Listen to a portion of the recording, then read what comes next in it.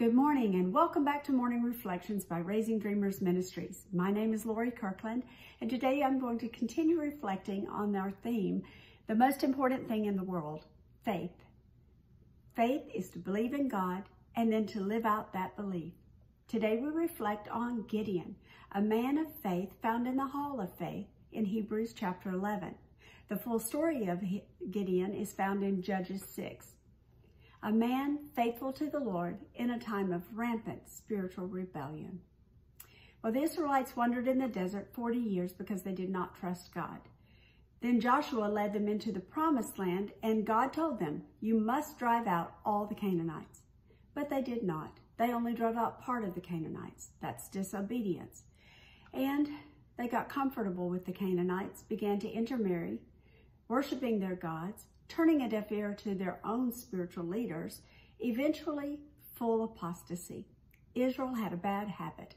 History shows that they would leave God. God would send a military to defeat them and subject them. Then they would cry to God for deliverance, and God would raise up a deliverer and establish a judge over them.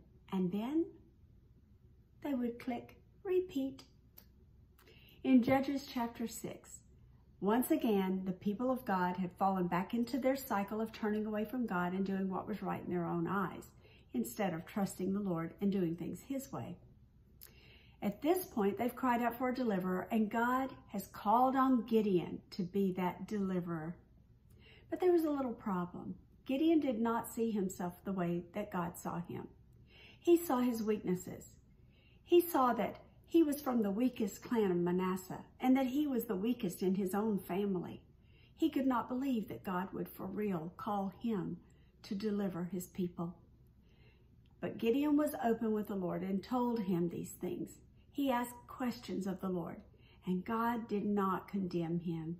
Instead, he answered the questions. He showed him the signs Gideon asked for. He met Gideon right where he was. He was patient with him, encouraged him and strengthened him. And finally, by faith, Gideon believed God. And through Gideon's obedience to God, God made him a mighty warrior. Well, most of us know and love this story, but have we recognized ourselves in it? How many times has the Lord given us a work to do, and we don't see ourselves the way God does? We see our weaknesses. We feel our fears. We start doubting ourselves, doubting God called us, trying to convince him that, like Moses, that he must clearly have called the wrong person. But like Gideon, God is not condemning of us. Instead, he patiently walks with us through our areas of unbelief while he transforms us to finally choose to trust him. If we look back at Judges 6, verse 12, you'll notice the first thing the Lord said to Gideon, "The Lord is with you, O mighty man of valor." You see, God saw Gideon differently than Gideon's circumstances. And God knew the heart and the mind of Gideon. And God would equip Gideon to do the good work he was to do. And I want to encourage you today to ask the Lord to help you see yourself the way God sees you, to help you to believe him, and ask him to help you walk by faith, trusting that through his word and his Holy Spirit, he will give you what you need to do the works he's called you to do. Have a great day.